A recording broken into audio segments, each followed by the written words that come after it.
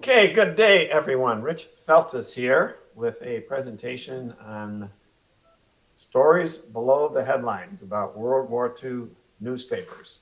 And to get into the genesis of this presentation, basically my father, standing there on the left at a captain's inspection in Tokyo Bay in November of 1945 on the USS New Jersey, while he was in the Pacific, my mother collected all the pertinent, relevant headlines documenting progress in the war, shown here, and she passed these headlines on to me. And from thence, I have put together what I think are some interesting stories and sidebars about World War II that you may not be aware of. This is the presentation outline. This was actually my workspace. I took over our dining room table for 6 weeks or so, harvesting these stories that you're about to see. In any event, we're going to talk about how the government handled the war news. We're going to talk about Hollywood support, some of the tools of war, how it was paid for, 3 events in the Pacific, the war in the Pacific that you may or may not be aware of, a few slides about key events in Europe. Very controversial still to this day was the atomic bombs the right call or not. Then we're going to talk about where Japan surrendered, what happened after the war, winding down the troops, and then finally what the cost was to the United States in terms of our treasure to maintain the freedoms that we enjoy today. So, as promised, topic number 1, overseeing the war news.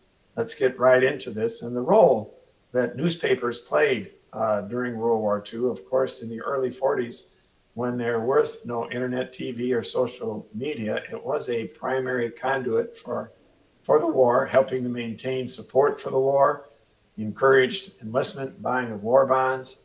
They published testimonials of enemy atrocities. I'll give a couple of examples of that coming up. In any event, and this was basically done through 3 layers at the government. The first layer being the Office of War Information, which basically just wanted to get correct, accurate information out to the public, countering enemy propaganda. The second layer was the Office of Censorship, which basically did not release any battle details that could have been helpful to the enemy. And then, of course, there was military oversight. Essentially, at the front, war correspondents could not release any reports unless they were reviewed and approved by the military. And this was certainly evident early in the war. The huge losses at Guadalcanal and the Solomon Islands, where the U.S. really entered the war in the Pacific. Secondarily, the losses of merchant ships off the east coast of the United States in the early months of 1942 by U-boats. There wasn't a lot of that reported in newspapers at all. Now, topic number 2, Tinseltown support. If you have not seen the World War II documentary on Bob Hope and his efforts in the World War II effort, you should. It's a PBS, very well done. But let's just talk about that. And what drew my attention to it was this article in one of my mom's newspapers talking about Jimmy Stewart, who got out of the Air Force, out of the war as a full colonel. Probably one of the better known Hollywood stars, but there were a whole host of stars, and too many for me to really list here. I'm just going to pop up a few that should be well-known names to you that were very active, actually enlisted in the armed forces.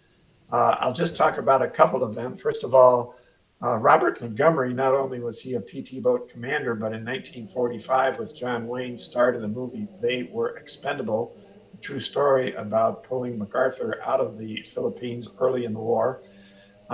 In terms of Clark Gable, Hitler was a big fan of Clark Gable and his movies before the war, but when he found out that Clark was flying missions in B-17s over occupied Europe, he issued a bounty for him, initially alive, but later dead or alive. And then finally, David Niven. During the war, he was actually stopped at a checkpoint, asked for identification. They asked David Who won the 1943 World Series? And David responded, I don't have the faintest idea, but I can tell you in 1939, I started with Ginger Rogers in the movie Bachelor Mother. So in any event, incidentally, Jimmy Stewart's first movie after returning from the war was a Christmas classic, It's a Wonderful Life.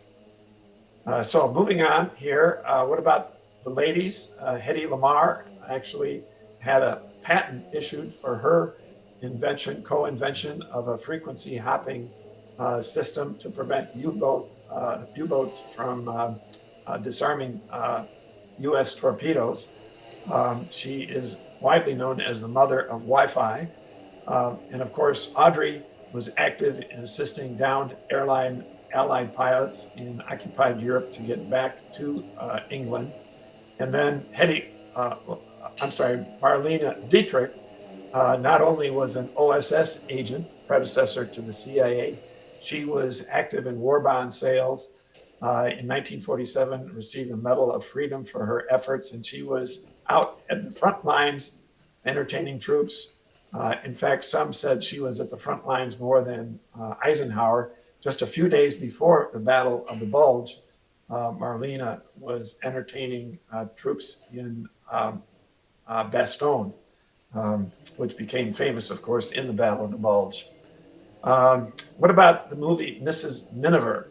Well, it's basically a story about an English family coping with the Blitz in England, starring Walter Pidgeon, Greer Garson, and there in that front church pew are their three children. In any event, winning 6 Academy Awards in 1942, including Best Picture. It was released about 7 months after Pearl Harbor.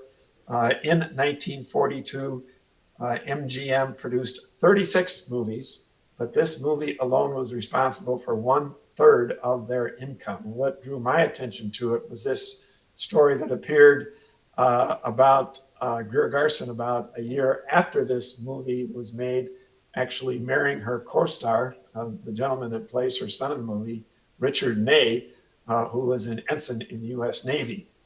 In any event, we're going to see a little clip from that movie. I'm showing this, and I'll tell you why after you see the clip. But here is the setup. Basically, it's about a downed German pilot in England, forces his way at gunpoint into Mrs. Miniver's kitchen, demanding food, a coat to hide his uniform. He actually collapses. He's out cold. Mrs. Miniver grabs his gun, goes into the next room, calls the police. The police are on the way to pick him up. She hides the gun. He finally revives himself, gets to the table. He knows he's finished. So let's get into this dialogue and see what happens right now.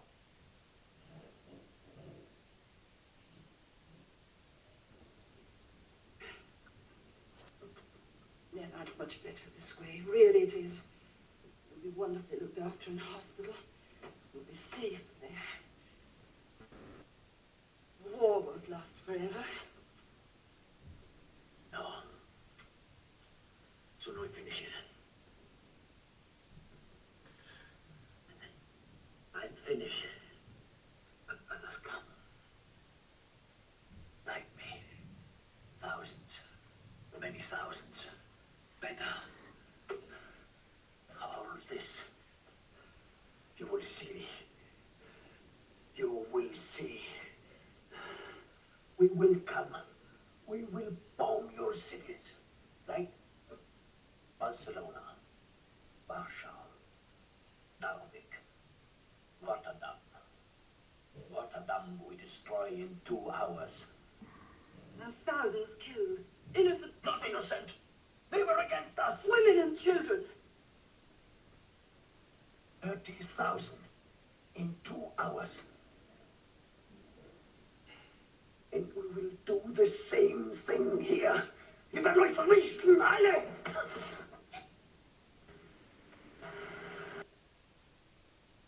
Okay, I think this is an important clip for 3 reasons. Number 1, it underscores the brutality of the Nazis. Number 2, it underscores the power of the German Air Force, the Luftwaffe, which was the most powerful air arm in the world at the time. number three for movie audiences, it really underscored the big task that lay ahead in taking on the German military might and the sacrifices, the rationing, sending the flower of our youth into harm's way to defeat the Nazis. Before I go to this next slide, just a little bit about this German actor. He was Australian, so he had the German accent down beautifully, of course. His name was Helmut Dantine. He was actually a fervent anti-Nazi activist. In fact, the Nazis in 1938 put him in prison at age 19. His influential parents got him out of prison, sent him to the United States to go to college, and he wound up in Hollywood, where the next year he starred. He had a part in a movie that was also an Academy Award winner.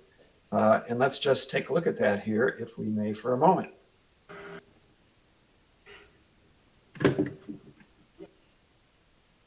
Stand by.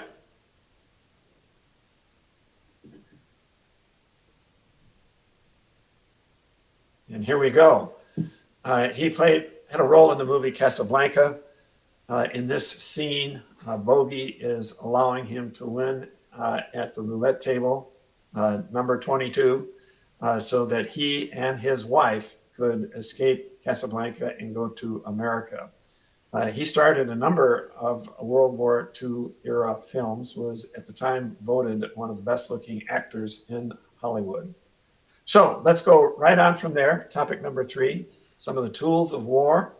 This was an article here in one of my mom's newspapers, early February 1944, showing a Kingfisher float plane actually rescuing a downed fighter pilot. He's standing on the wing there. He actually rode in the back seat with the radio men until they were ready to offload him onto the wing into safety.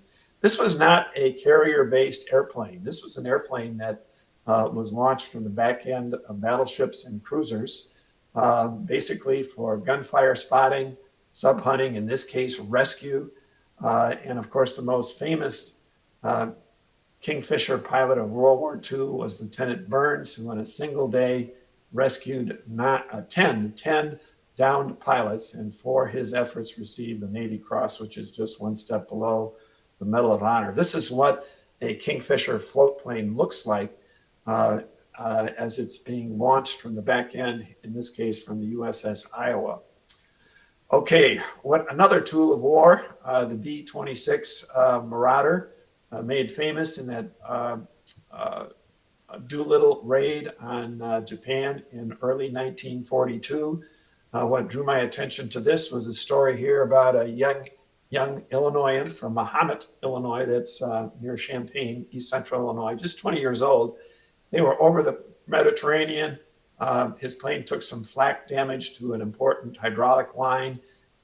He went around to the other crew members, got all the bubble gum he could, wadded it into a big ball, and then went to the medicine cabinet, got some gauze, and stuck the gum in the hole, wound the gauze around it, and they were able to land safely, showing a lot of initiative for a 20-year-old.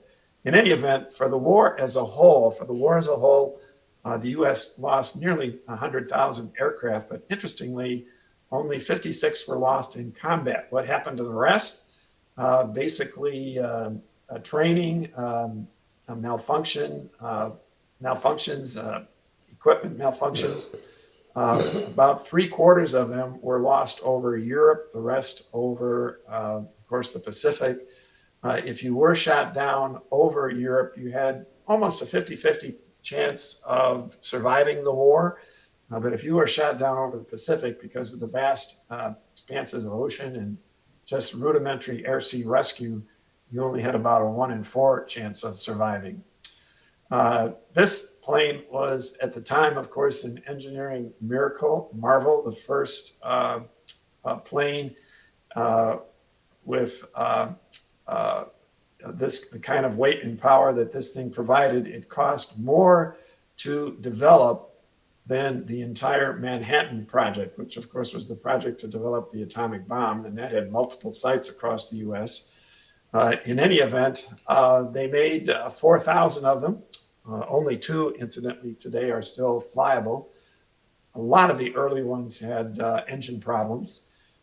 We lost over 400 in combat, about 10% of what was produced. But interestingly, only about a third were felled by the Japanese. The remaining were basically lost by mechanical problems or running out of fuel to or from the combat zone. An unsung benefit of this airplane was that it was very active in dropping naval mines to block Japanese harbors. Over 12,000 were dropped, and in fact, in the last year of the war, they were responsible for 60% of all Japanese maritime losses that ran into naval mines dropped at the inlet and outlets of Japanese harbors.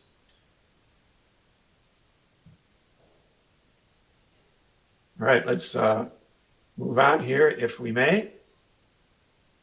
Here we go.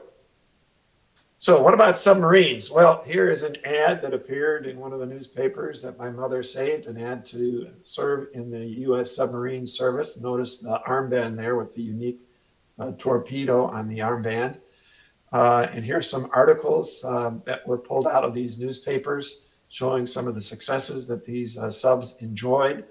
And indeed, with just 2% of the naval personnel in World War II, they were responsible for 55% of the Japanese merchant ships that were sunk, 30% of the warships. Impressive, given the fact that for the first 21 months of the war, they were sending these subs out on patrol with defective torpedoes. About 250 served. If you did serve on a submarine, you had about a 1 in 5 chance of not surviving the war. But that was certainly better than if you were serving as a sailor on a U-boat in the German Navy. 4 out of the 5 German U-boat sailors never survived the war. In any event, their most famous rescue, of course, was George Bush, future president. He was actually with 8 other planes on a mission to take out a radar station north of Iwo Jima. All 9 planes were shot down. George Bush was the only one that was picked up and went on, of course, to become a president. Well, interestingly, he actually had to stay on that submarine for another month after he was picked up until that sub finished its patrol duties. How was the war paid for? Well, war bonds was the principal item. There were any number of war bond photos I could have shown you. This is the famous one here by Norman Rockwell. This one here, freedom of speech. Of course, the other 4 freedoms were fear, want, and religion. In any event, this is what an actual war bond looked like, with a very nice etching of the president there. This was the most iconic photo of World War II. The Marines raising the flag on Iwo Jima. It would be another 32 days before they secured the island. But in any event, they based an entire war bond drive off of that one photo alone. In total, they raised, in today's dollars, $3.3 trillion. And interestingly, surprisingly, 60% of American adults actually bought war bonds during World War II. But this one photo alone at Iwo Jima, that was the 7th and final war bond drive. It raised a record $440 billion. And as you may know, 3 of the 6 Marines raising that flag never left the island alive. Now, some atrocities, that helped war bond sales that appeared in the newspapers. This article, before D-Day, chronicles the 100,000 French resistance that were killed by the Nazis, and that pace accelerated as they got closer to D-Day. Now, this article basically appears after D-Day, 1st of August 1944, and talks about orders directly from the Fuhrer to shoot any Allied airmen parachuting into occupied territory or that would be on the ground in occupied territory. And of course, any mention of World War II would not be complete without the rationing that occurred. These are just a few of the items that we take for granted today that could only be obtained through coupon books. Now, 3 events in the Pacific Ocean that you may or may not be aware of. We'll take them in sequence, starting with truck. And what drew my attention to this was this article here talking about the surprise attack of Americans on the truck Arpeggio. And it was, of course, at the time, Japan's Gibraltar of the Pacific. It was a massive air base for them, 5 Japanese airfields, massive fuel storage, docking facilities. This is a map which basically shows where it was located in the Central Pacific. But basically, the Americans that day caught the Japanese off guard, and there was a sizable loss of capital ships by the Japanese, merchant ships as well, destruction of almost 300 Japanese aircraft. But importantly, strategically, it cut Japanese supply lines from the South Pacific and their holdings in the South Pacific, paving the way for the invasion of Saipan, which was in the Marianas in the summer of 1944. That critical because that would provide the base, putting bombers directly in range of the Japanese homelands. So moving on from this was widely followed by the American public at the time, incidentally, and was known as Pearl Harbor Payback. So that's item number 1, truck. What about Saipan? We were far enough here along in the war that they were reporting American losses. Look at this, 3 carriers, American carriers, bagged by the Japanese. What's all that about? 6 ships sunk, my goodness. Well, it all happened in the Battle of Samar, late October 1944. Here, Samar's in the Philippines. Here is a map showing where it's located, and just south and west of Samar is Leyte, and that is where Eisenhower fulfilled his pledge, I shall return. Just a few days prior to the Battle of Samar, MacArthur had landed 130,000, mostly Army troops, to start the conquest of the Philippines. Well, the Japanese were not going to let that happen without a response. In the Red Lines, Japanese, they sent in a central force, a southern force, to take on all of those recently landed troops and blow them off the beaches, blow their supply ships off. How were they going to do this? With the power of the American 5th and 7th fleets? Well, Halsey was lured northward on a wild goose chase. 6 state-of-the-art battleships, 29 cruisers chasing a decoy in the north, leaving the Japanese free to come around the Battle of Samar and head right into Leyte and blast the Americans out of there and all their support ships. Well, what did Halsey leave? He left a handful of destroyers, some light aircraft carriers, and miraculously, we were outgunned big time. State-of-the-art, 4 Japanese battleships, 8 cruisers, 11 destroyers. We only had a handful of destroyers to intercept and take them on. Well, through daring, courage, a lot of losses on the part of the Americans, they were able to turn those task forces around, and the Japanese retreated, which ensured the success of MacArthur's Philippine invasion. This was one of the heroes of the war. It wasn't even a destroyer escort.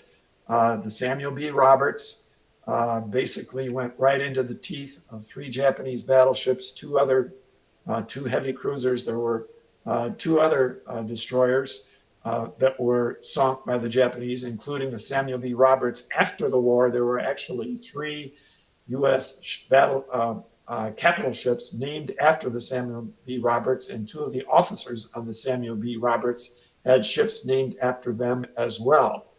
And it's all chronicled in this excellent read, The Last Stand of the Tin Can Sailors. Tin cans, of course, are destroyers. And as it says here in the storyline, It was the U.S. Navy's finest hour. Surprisingly, where is Hollywood on this story? MIA, AWOL, a number of movies about World War II, nothing about this amazing victory on the part of the Americans. So those are the first two items. And then the third item in the Pacific I wanted to highlight was Typhoon Cobra, mid-December 1944. A disaster for the U.S. Navy in terms of what the weather did to those ships. 3 destroyers, all hands aboard, nearly 800 sailors killed, 27 ships damaged, a lot of aircraft. Why did this happen? Well, instead of Halsey allowing his ships to scatter and navigate the winds as best they could to ensure their survival, he ordered them to maintain course right into the eye of the typhoon. There was a court of inquiry, but Nimitz did not want to make a stink in the middle of a war. There was no discipline. But afterwards, the Navy did put more emphasis on tracking typhoons on weather stations. And they also redesigned destroyers after the war so they would not be as top heavy. To give you an idea of what the conditions were, this is a photo of the USS Maddox taken from my dad's ship, the New Jersey, showing the whole front end of the ship underwater. The Maddox did survive. And here is the light aircraft carrier in Langley, displaying, why so many aircrafts were, torn off of these flight decks. But in any event, Pearl Harbor was a much greater loss of life, 2,400 plus killed, but only 19 ships sunk or damaged. Look at the number of ships damaged and sunk from this typhoon. Now, you would have think that Halsey would have learned his lesson, respected Mother Nature. Less than 6 months later, he makes the same mistake, goes right into the eye of Hurricane Viper, damaging 33 ships, 76 planes, 8 sailors lost their lives. So in any event, we'll have some more comment about Halsey coming up here in a moment. But in any event, let's go over to World War II for just a moment. This photo on the lower left, Ike, just before the 101st Airborne was going to airdrop behind German lines before D-Day. He's talking to a lieutenant, William Strobel. Ike asked the lieutenant, "Where are you from?" And the lieutenant responds, "I'm from Michigan." So Ike goes into a little sermonette about his fishing experiences in Michigan. You can see his hand kind of there holding a fishing rod. Wallace Strobel, the lieutenant there, does survive the war. 35% of the 101st Airborne folks surrounding him did not survive 48 hours after their landing, either killed or captured. So let's go into some headlines here. This is a real collector's piece in terms of the newspaper. This is the day of the invasion, June 6, 1944. It's too bad Herr Hitler did not read the headlines here. Over in the far left, you can see 5,000 ships, 11,000 planes. Over in the far right, it talks about the front being 100 miles of beachhead. Actually, that was an exaggeration. It was only 50 miles. But my point here is that Hitler did really not embrace that Normandy was the real site of the main invasion until late June. But here's a headline, and it's dated November 1944. This is just after the Allied forces were starting to take parts of Germany. In fact, they had taken their first major German city in late October. But this was a plea from Hitler to fight to the death, not only all civilians, but all military. And just a few more headlines. Well, of course, just a couple weeks after D-Day, the Germans themselves tried to assassinate Hitler at a bunker, at a meeting in northeast Poland. And my word, the American media picked up on this immediately, right the next day in the headlines. Nazi chiefs revolt, that's about their attempt to assassinate Hitler. And the next day, another headline, continuing on the purge of this is, killing, not Hitler killing those chiefs that were involved in the plot. Of course, all of this was very well depicted in 2008. Tom Cruise in the movie Valkyrie, about the actual German colonel that put the briefcase bomb under the table near Hitler. 4 Germans were killed in that room, including 2 generals, but not Hitler. He survived. That was one of 40 known assassination attempts that he survived. And of course, 200 directly linked to that were killed, and most prominently, Erwin Rommel, the Desert Fox. He did not plan this assassination, but he did know about it. He was guilty of not telling the Fuhrer that he knew about it. In any event, Yanks take Rome. This is a key headline, kind of lost in the media blitz about D-Day. This happened just one day before D-Day. Here is an interesting headline about a year later about Mussolini before the firing squad, and then what happened to his body after the firing squad. A lot of gruesome details. I'm sure this is one of the events in the war that convinced Hitler that he would never be taken alive by the Allies. Here's a headline about a month before the end of the war. Patton within 140 miles of Berlin. You can see Patton in that photo on the far left. And then finally, the day FDR passed, April 12th, 1945. And interestingly, of course, FDR, a polio survivor, who started the March of Dimes, which was the private funding to find a cure for polio, exactly 10 years to the day after his death in Michigan. Jonas Salk at the University of Michigan announces the successful nationwide results of the polio vaccine trials, launching the polio vaccine push across the United States. So Germany quits finally on May 7th. Here in England, a cause for celebration, of course, after everything they went through. And now we're going to show a little clip of the signing ceremony in France. And I want you to take particular note of the German general that's representing the Wehrmacht, the Nazis. His name was General Jodl. A year and a half later, he would be put to death. He was tried at Nuremberg. The British actually caught up with him about 2 weeks after this signing ceremony, and they nailed him. He signed the order to execute all captured British commandos. He signed the order to execute any captured Russian commissars. So in any event, let's watch this clip, and here we go.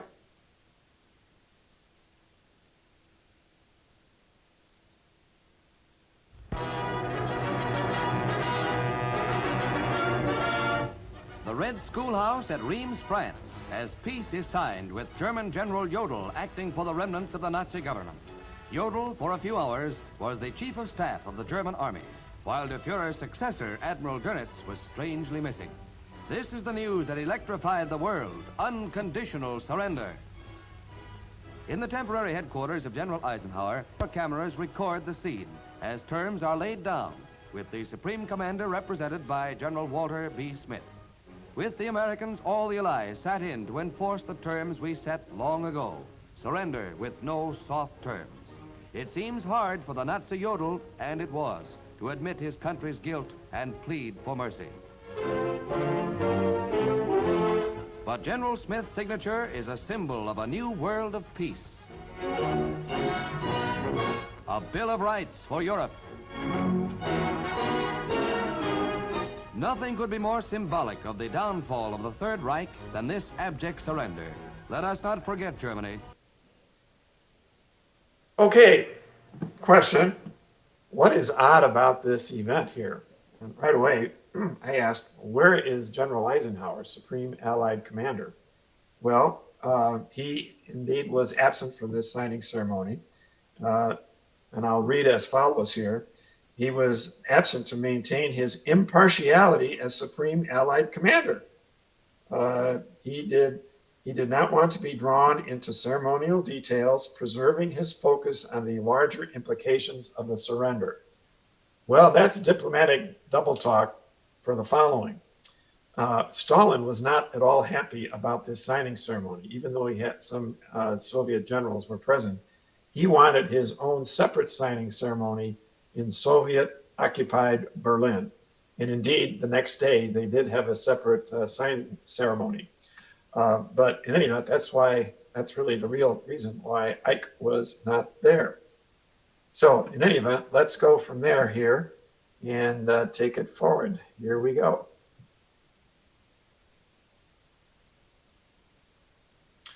Okay, was this the right call? Still very controversial today. And in fact, in the mid-1950s, in their writings, both Eisenhower and MacArthur expressed misgivings about the use of the atomic bomb on civilians. Well, let's take a look at that and drill down a little bit deeper. I ask that you place yourself in a room with Truman, with Marshall, with the other joints of staff, and you're trying to decide whether or not you're going to go for a quick ending of the war, or are you going to go ahead with Operation Downfall, which was the planned invasion of Japan in November of 1945. Well, U.S. casualties, 2 to 600,000. Japanese casualties, 2 to 10 million. Why? Well, Japan was preparing to arm civilians, a lot of them. They had already stockpiled 10,000 aircraft for kamikaze attacks. No small item here. Know that up to this point in the war, kamikaze attacks were responsible for 4,900 plus deaths of American sailors. And they were also preparing suicide boats. In fact, Hiroshima was a major center for the construction and training of suicide boats and their captains. It was thought that it'd take another 6 months to a year to end the war. And remember, we had just come off of firebombing of 67 Japanese cities that had killed 100 to 200,000 civilians. Those firebombings were going to continue on if they had not used the atomic bombs. Also, nearly 70,000 casualties killed and wounded to take Iwo Jima and Okinawa. And on Okinawa alone, there were a number of suicides. But before we get to that, at the time of August of 1945, there were over 36,000 Allied POWs, many of them Americans, that were in Japan, and Japan was threatening to execute them all if U.S. dared to invade. And here we have all of these civilians that committed suicide as the Americans were trying to take Okinawa. Why did they commit suicide? Well, in a September 1945 letter from my dad to my mom, he just states out flat out that the Japanese leadership told civilians they would be tortured or killed by Americans. And that's why they had this mentality to kill themselves. In any event, what did they decide to do? I think we all know they went ahead and used the atomic bombs. Here's a headline 2 days after Hiroshima on the 8th of August, talking about a mountain of smoke. This headline on August 9th was actually the date of Nagasaki, talks about the widespread destruction. It was 6 days after Nagasaki that they finally surrendered. Key question I've always wondered, why didn't they surrender after the first atomic bomb? Well, leadership was very much divided. There was a culture of resistance, and mistakenly, they believed the U.S. only had one bomb in its arsenal. In any event, how many were killed from these two atomic bombs? Through the 1950s, this was all the radiation deaths afterwards, 235,000. Certainly a huge number, but way less than the number of civilians that would have been killed in Japan, and comparable to the number of American lives that were saved because they used the bomb. Any event, VJ Day, a big day, bigger than VE Day. Why? Because VJ Day meant that the Allies could start ratcheting down their armed forces. It was certainly widely celebrated at the height of Japan's control of the Pacific. You can see all of the areas that they controlled, massive empire. This is a map that shows what they controlled, what they still controlled in mid-August of 1945. They still controlled huge sections of China, all of Korea, all of Vietnam, Burma, and so forth. All of this, of course, the map shows we controlled the Philippines. You can't quite see it, but Iwo Jima, Okinawa were controlled by the U.S., the Marianas. But the whole idea was this island hopping strategy to get within aircraft bomber distance of Japan, leaving these other islands basically to starve, because the submarines had basically cut off Japanese resupply via merchant ships of these distant holdings. So where did it all end? Well, on the Missouri, September 2nd, a couple of days later than planned because of bad weather, and it was anchored about the same place that Admiral Perry anchored his flotilla to open up Japan in 1853. In fact, the flag that Perry flew in 1853 was actually flown on the USS Missouri on this surrender day. This is a photograph of the signing going on. We've got MacArthur standing there in the far left, Halsey in the center, and of course that's Chester Nimitz, the commander of all forces in the Pacific, signing the documents. And incidentally, immediately before this signing ceremony, the British had sent over a beautiful oak table chair. They want to be part of his history, and it was way too small for the surrender documents. So the captain sent a couple of sailors down to the enlisted men's mess. They brought up a dining table, all nicked up, scratched. So the captain said to the couple officers, get up to the wardroom and get a dining room table down here. Well, they brought the first one they could find. It was coffee stained. But in any event, that's where the surrender took place. Both of those items today are on display at the U.S. Naval Academy. What happened to the USS Missouri? Well, there were 4 Iowa-class battleships that participated in the war. My dad's New Jersey, the Iowa, the Wisconsin, and the Missouri. The 3 of them were decommissioned after the war. Truman would not allow the Missouri to be decommissioned because his daughter had christened it, because it was from his home state. It actually served in Korea, but then was mothballed, brought back 3 decades later under Reagan, participated in Desert Storm, and finally ends up, as we all know, in Pearl Harbor within eyeshot of the Arizona Memorial. This is the memorial plaque that resides on the signing deck under where that table stood on the USS Missouri today. Incidentally, with regards to Halsey, he did have only 2 ships named after him after World War II, as opposed to Nimitz, an entire class of aircraft carriers, the Nimitz class, there 10 of them were named after him. So what about demobilization here and the draft? Essentially, a couple of interesting articles here. This early February 1944, as American losses were mounting, as we were expanding our infantry, Navy, Air Force, they needed more people. So they started going after farm workers who previously had deferments. And what they found, as this article shows, just about a week later, that 50% of the people they were drafting in late February could not pass the military physical. How does that compare to today? Well, only 23% of American youth in their prime, ages 17 to 24, only 23% can pass the military physical. In World War II, as a whole, for the total war, over 16 million Americans served in all branches. 38% enlisted, but the remainder were drafted into the conflict. Here's an article even before the signing ceremony talking about the troops coming home. And in terms of at the peak, August of 1945, we had 12 million in active military service. Less than a year later, 9 million of those had been discharged. And a few months after that, we were down to just 1.5 million. How does that compare to today in the 6 branches of the American military?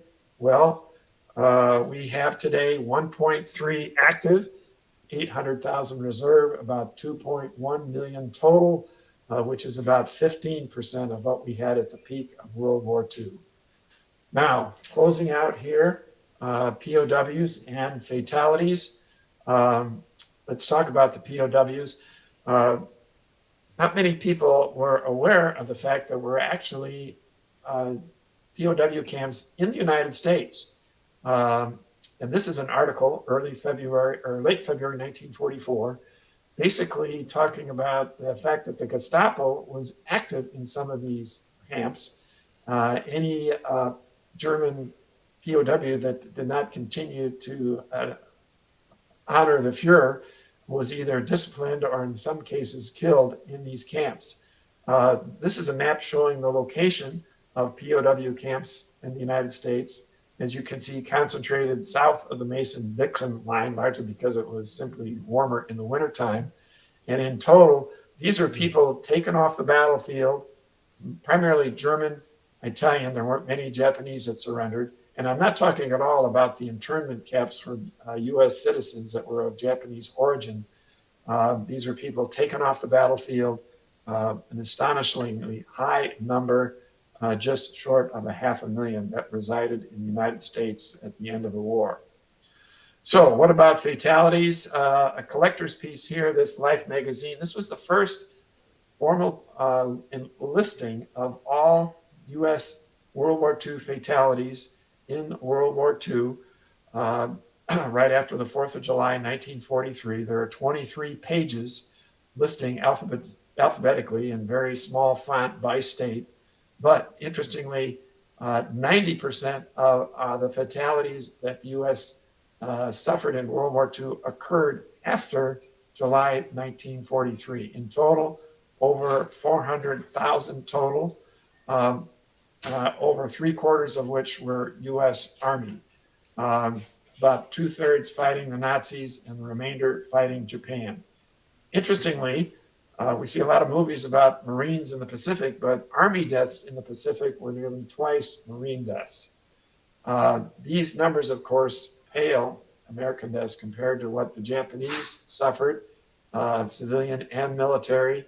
German deaths were double that again from the Japanese, but the biggest price tag, of course, was paid by the Russians, 26.6 million, of which 8.8 were military.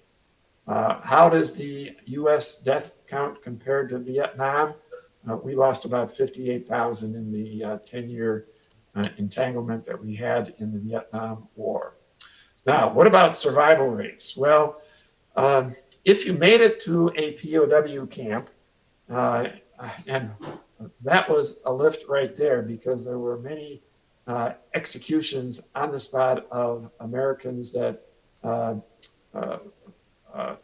surrendered, put down their arms. But if you made it into a POW camp, and there were 94,000 of those captured by the Germans, about 1/4 of those were captured in the Battle of the Bulge alone, 23,000.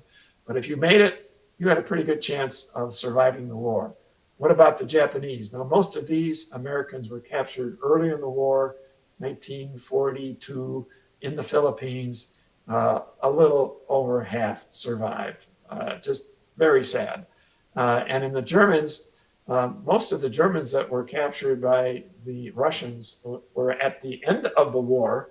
One of the reasons Jodl, in his discussions with the Allies, wanted the Germans surrenderees to go to the West and not to the Russians. Of course, that was not going to fly with Stalin. In any event, of the 3 million Germans that were surrendered or captured, fully 1 million of them were never survived beyond a very short period of time. So in any event, all of this done as a tribute to my parents, their sacrifices during the war, and the many millions of Americans that made sacrifices to defeat the Axis powers. My dad's war service record, basically prior to the war on the USS Oklahoma, he served 3.5 years, left the Oklahoma just months before Pearl Harbor to marry my mother. And then afterwards, in the late fall of 1942, he re-enlisted, was assigned to the USS New Jersey, where he served another 3 years. In any event, I'm sure you're aware the Oklahoma capsized at Pearl Harbor, over 400 Americans killed on the Oklahoma.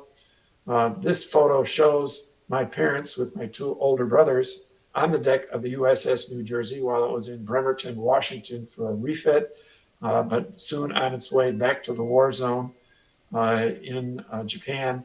In any event, my father is holding the hand of my oldest brother, Lawrence, who is named after Lawrence Hultgren, my dad's best friend, who was killed on the Oklahoma in Pearl Harbor on December 7th. Lawrence Feltus went on to become a lieutenant colonel in the U.S. Air Force. And my mom is holding the hand of my older brother, James, who went on to become a commander, a U.S. Navy aircraft carrier pilot. So what became of this couple after the war? What was their fate?